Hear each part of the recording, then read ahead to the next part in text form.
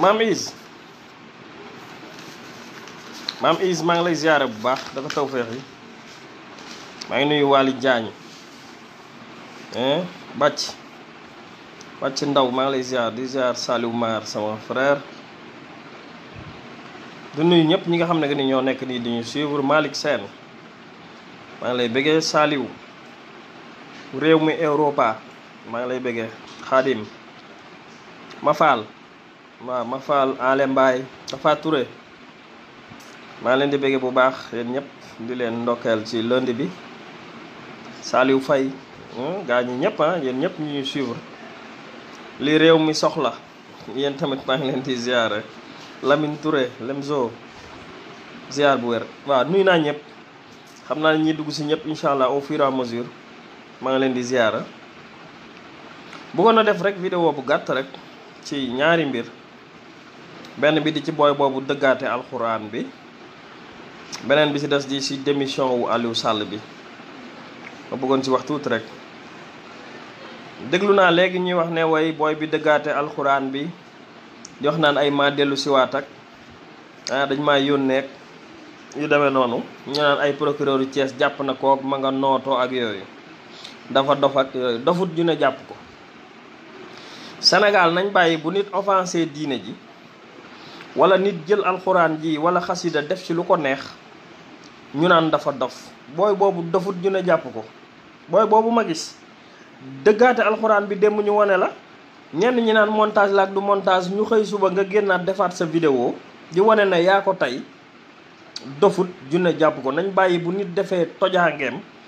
ba pare ñu génn fi naan ay dafa nekkoon hôpital 5 ans de Dieu dafa nekkoon dalal xel ak dafa dof ak dafa lii dofut junne jàpp ko nañ ko jàpp ñu bàccal ko yéen seetlu ngeen booy bi dem leen ci vidéo yi ngeen ngeen xool booy bi dafa pose xef booy bi góor jigéen la booy bi def lii est-ce que xam ngeen ne góor jigéen la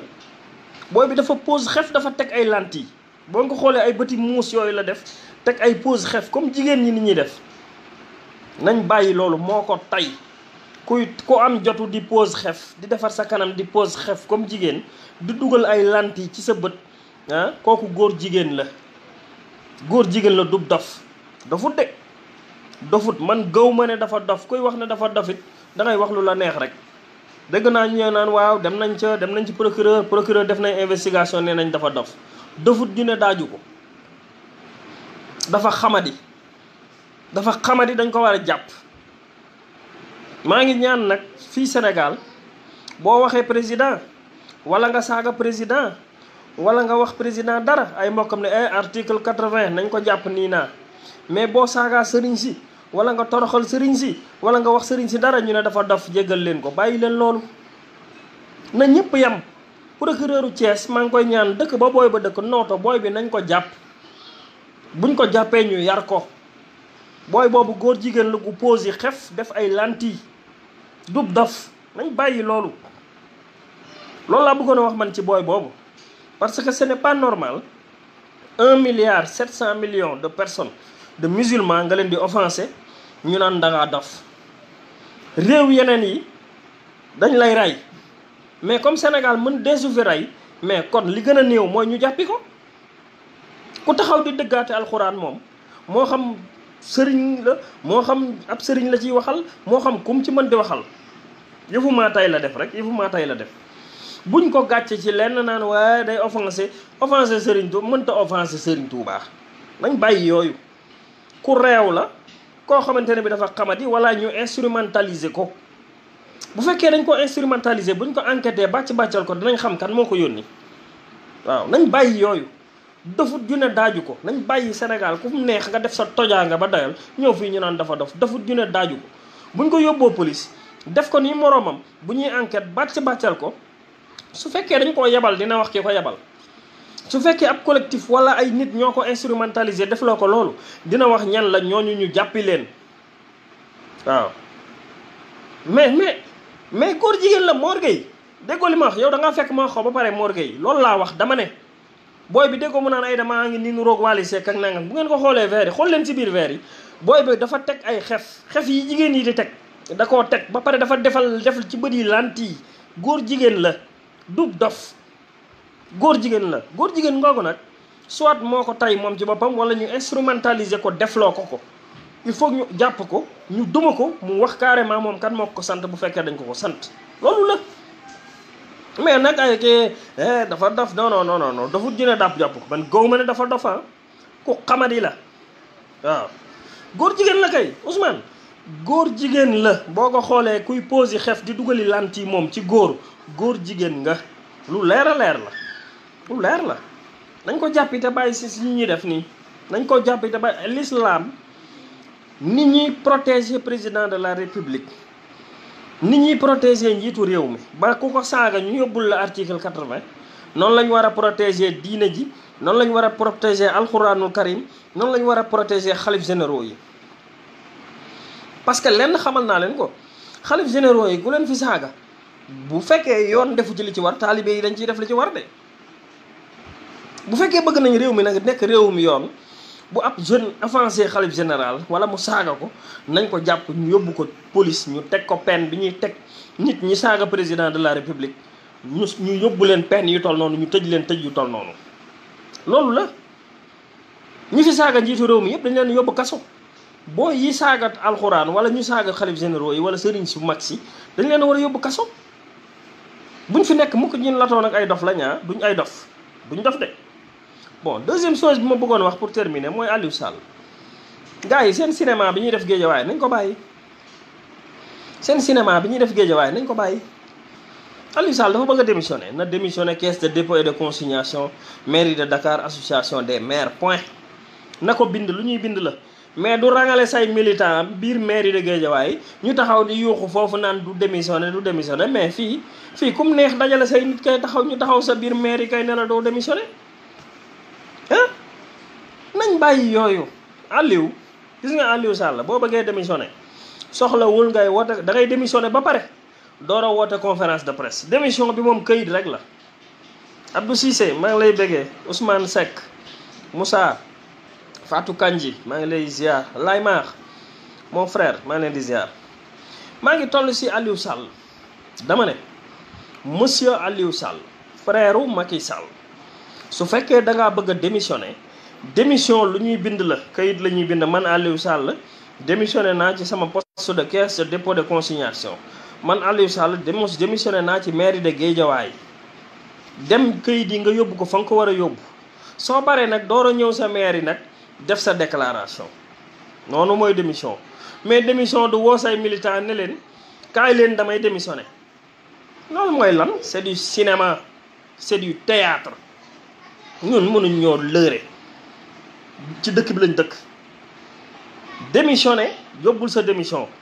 mais il faut pas que nag ñu nekk fee ca mairie ba di def genre tapage naan du démissionné nit ñi di xataraayu ñay xataraayu foofu yëpp sa waaye yor seen ceeb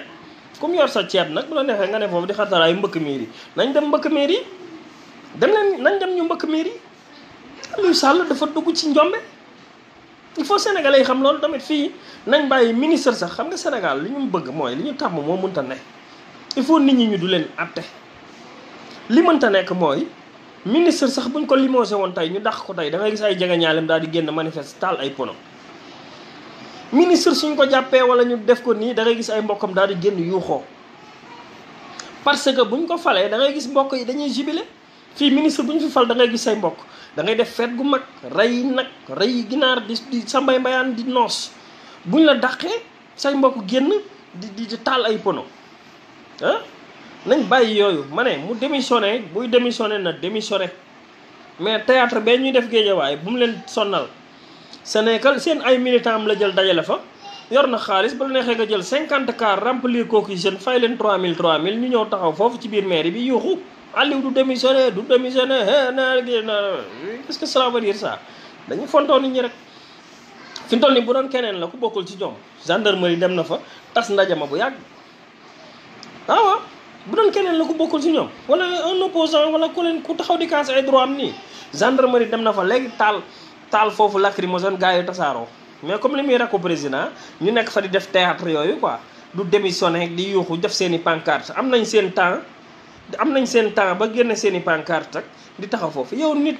koo xam ne ñu ngi koy jiiñ tojaange goo xamante ne bi avenir u Sénégal avenir u doomi Sénégal ak suñuy sët moo ci nekk. yow parce que mi ngi yor sa ceeb rek il faut nga taxaw foofu ci buntu maire bi naan du démissionné yaay kan. xam nga lii moo tax sénégalais yi kenn mun leen dimbali parce que nit ku nekk si intérêt ngay xool xooluñu intérêt réew mi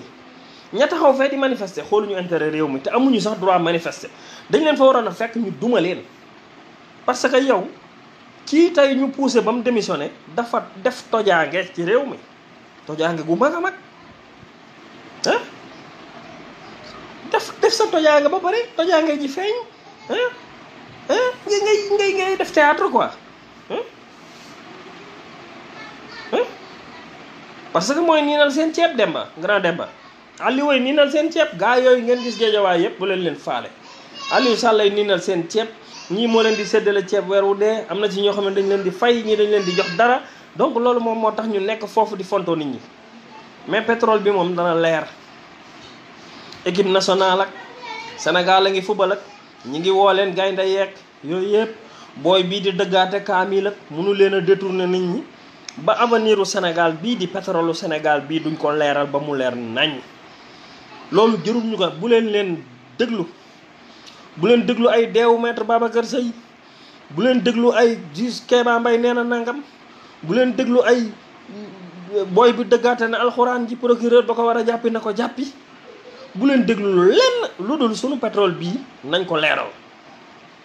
sunu xaalis bi nañ ko leeral xaalis bee gaz bi responsabilité yi nañ ko déterminer responsabilité Aliou Ngouille Ndiaye moo ci topp Aliou Sall su paree Aliou Ngouille Ndiaye moo war a démissionner ci ministère de l'intérieur parce que pareegul juróom ñi yëf yi concerné dañoo war a régler seen mbir kenn rek lañ mënagul régler seen mbiram instant bi mooy Macky Sall mais Amadou Ba Aliou Ngouille Ndiaye Aliou Sall ñett ñi waratuñoo occuper benn fonction publique actuellement fii ci Sénégal tant que réglé wuñ problème bi démission Aliou Sall rek doyul parce que chaîne la Aliou Sall c'est un pion ci benn chaîne bi ci anneau la ci chaîne bi Aliou Sall mais am na yeneen anneau yi mooy Aly Ngouille Ndiaye ak Amadou Ba mi nga xamante ni bi moo géré xaalisu Sénégal te war ñoo leeral transaction financière yi ñaata milliards lañ ci dugal leeralu ko ba léegi bañ wàcce ko yóbbu ko affaire étrangère maa ngi door a comprendre Aliou Sall gële gi ñu ko jëlee affaire finance yóbbu ko affaire étrangère maa ngi door a comprendre le pourquoi man maa ngi door a def comme xam nga mbir mu ci nekk gaa ñi gis nga le temps est le meilleur des juges le temps wallahi est le meilleur des juges bu ngeen defee léegi récapitulatif xam ne transaction financière yi nga xamante ne bi moom la Amadou Ba defoon moom la ñuy camoufler moo tax léegi ñu jëlee ko finance yóbbu affaire étrangère génne ko fi daal di jëli Abdoulaye Daouda Diallo bi nga xam ne nekkoon na ministre de l'intérieur ñu yóbbu ko finance xam ngeen mbir mi kon mbir mi noonu rek la demee c'est un jeu actuellement Macky Sall moo nekk di jouer ak sénégalais yi comme mënuñu ko jàpp moom mooy président ñi nga xamante ne bi ñoo war a démissionner fi ñu toll nii tembe Aly Ngouille Ndiaye la ak Amadou Ba ñoo ci des il faut que ñooñu tamit ñu génne leen ci gouvernement du Sénégal pour mën leen attaquer parce que enquête bi su fekkee enquête bu sérieux la ñu bëgg il faut Aly Ngouille Ndiaye ñu entendre ko te Aly Ngouille Ndiaye mais mooy kilifa mooy ministre de l'intérieur te Aly Ngouille Ndiaye moo defoon rapport bi tax ñu signé décret yi Aly Ngouille Ndiaye moo ko def donc Aly Ngouille Ndiaye impérativement dañ ko war a wàcce buñ ko wàccee Amadou Ba mi nga xamante ne bii transaction financière yi chèques yi ñuy nëbb 137 milliards yi BP jot a fay te ñu nëbbuñu ko ba BBC génne ko mais loolu Amadou Ba daf ci am responsabilité ndax transaction wu 137 milliards kenn moo ko def ci réew mi te Amadou Ba signé wul c'est pas vrai kon Amadou Ba il est impliqué dafa war a leer donc suñ leen écarté ñoom écarté Aliou Sall écarté Amadou Ba écarté Aly Ngouille Ndiaye procureur woo ñooñu mu entendre leen mu enquête leen ci dossier bi enquête ñeneen nit ñi mën nañu wax ne kon ñu ngi ci yoon bu jub mais bu fekkee Aliou Sall rek moo démissionné te Amadou Ba démissionné wul Aly Ngouille Ndiaye démissionné wul enquête bi du dem fenn maa leen ko wax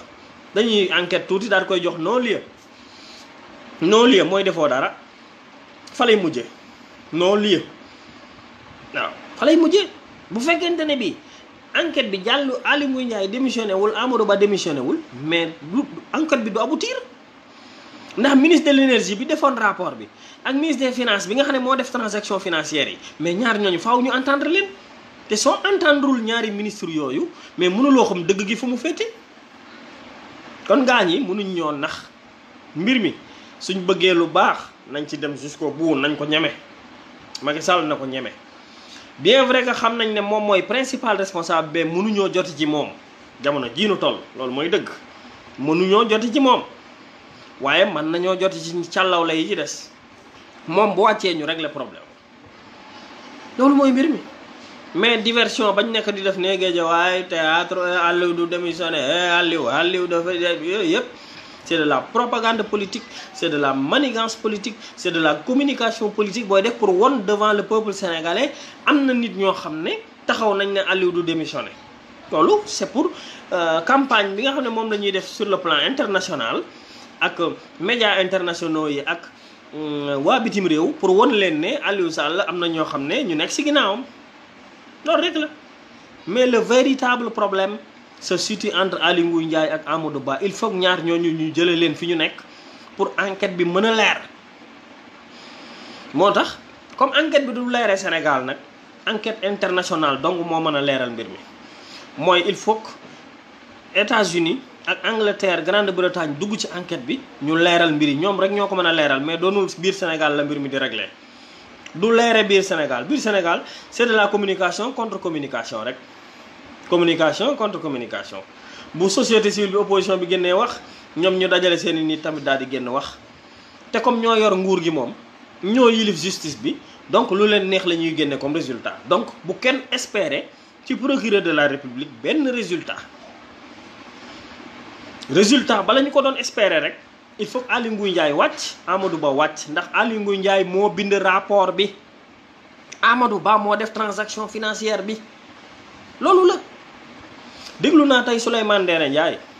mi nekkoon premier ministre parce que dañoo bëggoon a indi amalgame naan way Wade moo ko njëkk a signé mbir mi ci gouvernement Wade la commencé am la al Souleymane Ndéné Ndiaye nee na décret boo xamante ne bii amul numéro kenn signé wu ko génnul journal officiel décret boobu valableul kon décret bu ñu fi parce que loolu ñu wax noonu mais kum neex mën nga ko bind kum neex mën nga scanner signature Ablaye Wade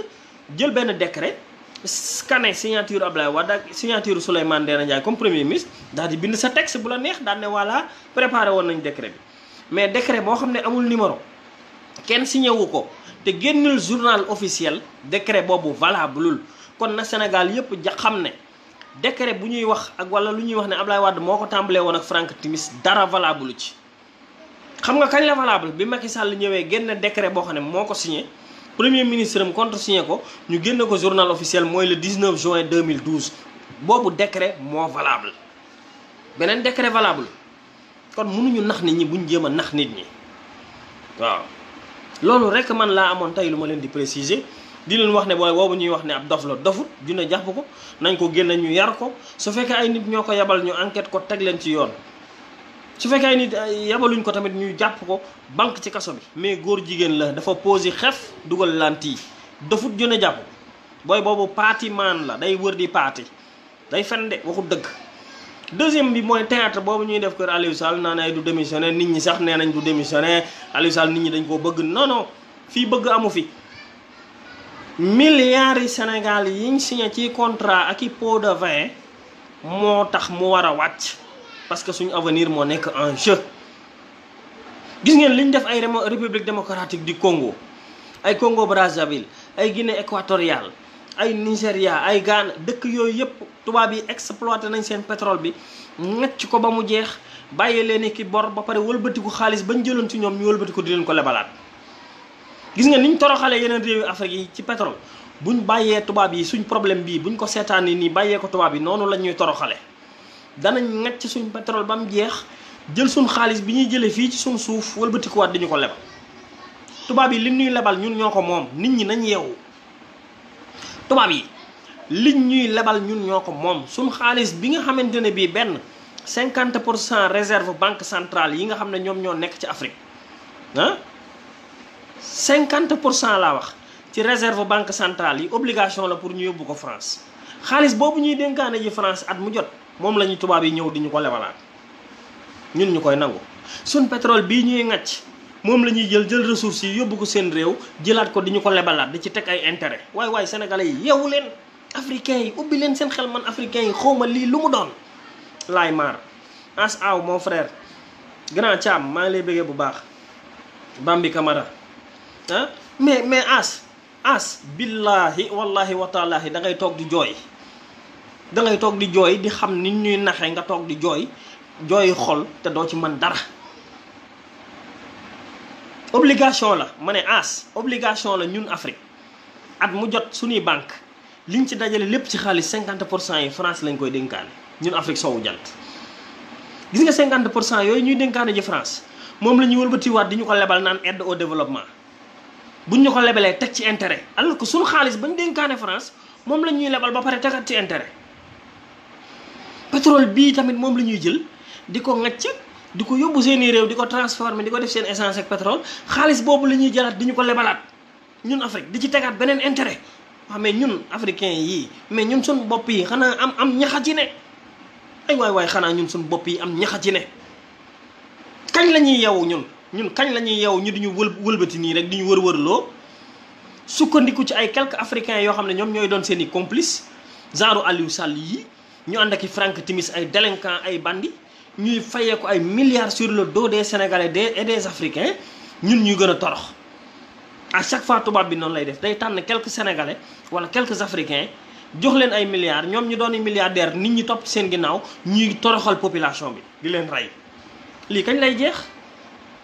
kañ lay jeex ñun kañ la ñuy doon ay nit njaay kañ la ñuy doon am révolution kañ la ñuy am jeunesse bu yeewu enseignants yi ana ngeen yéen intellectuels yi Sénégal yi ana ngeen yéen xanaa li ñuy wax nii da ngeen a yaakaar dañ koy lépp man enseignants yi laa xamul ana ñu ana jàngalekat yi ana les fonctionnaires de l'administration du Sénégal vous êtes des fonctionnaires vous êtes des intellectuels je me demande est-ce que il y a des intellectuels dans ce pays parce que seeni intérêt rek mi ngi fa parce que oui man de directeur laa fii ci administration bi su ma waxee dañ may dàq kon naa ne pat man de enseignant laa su ma kaasee dañ may dàq naa ne pat dañ may kii man de secteur kii la su ma defee nii du ma am promotion kon de naa ne pat kii ñaaw na yàlla moo yor jaam ñi yéen enseignants yi laa wax yéen fonctionnaires yi de l'État yéen fonctionnaires yi de l'administration gëm leen yàlla te xam ne yàlla moo yor jaam ñi def leen ni Ousmane Sonko ku gis njaaxum lu jar a dénoncé ko bee boo ñu dàq la def leen noonu jaay leen seen ngor gi jaay leen ko yàlla te bañ koo jaay nit yéen enseignants yi laa wax yéen fonctionnaires yi yéen ñi nga xam ne yéen ay service de l'ordre yéen ñi nga xam ne yéen ay magistrats yi yéen ñëpp ñi nga xamante ne bii tey Sénégal moo leen di fay ci alalam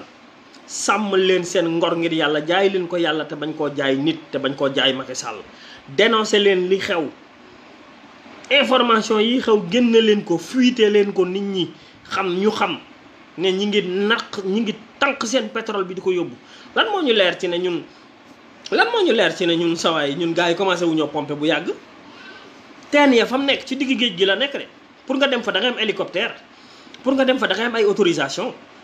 ñun lan moo ñu leer ci ne commencé wu ñoo manque pétrole bi ñun lu ñu ci leer dañ leen a jox délai nii rek naan leen ay 2021 mais boo demee ñu ngi koy naan boo demee ñu ngi koy tànk fi ñu toll nii parce que xamuñ ci dara amuñu hélicoptère yu fa dem ca diggu ndox ma à 200 kilomètres wala 300 kilomètres ci digg géej gi pour mën koo superviser ndax bateau yi bu ñuy di jël si pétrole bi noonu la ñuy jaaree jël ko dem seen yoon bateau yi jël pétrole bi duñ jaar Dakar duñ jaar port de Dakar directement la ñuy def ca teeni pétrole yi à 300 kilomètres tànk pétrole bi jaaree noonu dem seen yoon ñun xamuñu sax ndax ñu ngi koy tànk nii wala déet. dëgg naa nag Atepa mu naan way day défendre Franck Timis Pierre Goudiaby Atepa na ko ñëpp moytu c'est un homme dangereux Pierre Goudiaby Atepa il est dangereux soo taxawee naan da ngay défendre Franck Timis tu es dangereux un truand un délinquant économique ñëw di sàcc milliards yi Sénégal yow ngay taxaw di ko défendre lan moo ñu leer ci ne Franck Timis ñamalu ko dara moom Atepa ndax moo ko présenté Aliou Sall Pierre Goudiaby Atepa la maa ngi ñaan Ousmane Sonko na ko bàyyi bu mu ko jege de Ousmane Sonko jeunes yi am nañ ci yow espoir bul jege Atepa maa ngi la koy wax léegi man boo jegee Atepa yow Ousmane Sonko man dinaa dal ci sa kaw boo jegee Atepa man dinaa dal ci sa kaw parce que Atepa du ku ñuy jege léegi du ku ñuy jege. Atepa mi ngi foon ci nguuru Ablaye Wade xam na njombe ya moom moo jël Aliou Sall mu présenté ko Franck Timis un pilleur de la République, un délinquant économique boo xam ne au niveau international mi ngi sàcc alali réew yi. yow nga jël Franck Timis présenté ko mu def tojaange ko toll nii di sàcc suñu alal ba pare nga taxaw di ko défendre. Atepa boo défendre Franck Timis parce que yow complice nga. Pierre Goudiaby Atepa laa wax bu dee moo défendre Franck Timis complice la, ndax dégg naa ko mu naan sénégalais yi bu ñu wax Franck Timis waaye nañ wax seen bopp ñoom ñoo négocier te affaire business la ku négocier boo perte nga. Franck Timis moom deful dara. Pierre Goudiaby Atepa yow miy défendre Franck Timis on ne sait pas ndax Franck Timis joxu la ci pot de vin yi. kon bul ñu rey man nañ koo nangu nag Burkina Faso nangu nañ seen ay licence ci Franck Timis de bu leen kenn gëm leen mënuñu ko nangu, bu leen ko kenn gëmloo. nangu nañ waa Burkina Faso nangu nañ seen yëf, ñun nañ nangu suñu yëf. waa Burkina Faso nangu nañ seen yëf, ñun nañ nangu suñu yëf ñun tamit. nañ nangu suñu yëf de licence yi bu mu jàll nañ ko nangu. amul démissionné amul lii amul laa, nañ nangu licence yi. mbokk yi loolu la loolu laa leen di wax de nañu nangu licence yi. am soxlaatuñu ñun soxlaatuñu Franck Timis soxlaatuñu kii nañ nangu licence yi bee boo ñu indemniser leen mais nañ jëlaat suñuy teel. Burkina Faso jël nañ seeni teel. Pierre Goudiaby Atepa nag moytu leen ko buy défendre Franck Timis rek ça veut dire que ni complice su Franck Timis la moom it mos na ci xaalis bi moytu leen ko. voilà j'attire l'attention de Ousmane Sonko, j'attire son attention na ko moytu bu mu ko jege waaw ni ma dégg Atepa wax ah ni ma ko déggee mu wax Atepa du koo xamante ne bii kuy dox ci intérêt yi Sénégal la waaw ni ma ko dégloo man mu wax Atepa du kuy dox ci intérêt yi Sénégal kon ku ko jege rek man dama lay moytu man waaw loolu rek la. voilà one love ñu ngi leen di jox rendez-vous incha allah ba fan yi di wax ne moytu leen théâtre boobu bu leen may buzz. théâtre boobu xew Géejawaay bu ñu dee démissionné nañ démissionné sam waay nañu bàyyi Aly Ngouille Ndiaye ak Ousmane ak Amadou Ba ñu démissionné enquête bi gën a leer su dee nar nañu njub. suñ ko defut xaar leen enquête internationaux yi nga xam ne enquête internationale yi am bitim réew foofu la mbir mi di leere mais mënta leere fii tant que Macky Sall mi ngi fi. enquête biir réew mi mënta leer tant que Macky Sall mi ngi fi waaw. jërë ngeen jëf one love jaajëf ba ci kanam incha allah ci yeneen i waxtaan.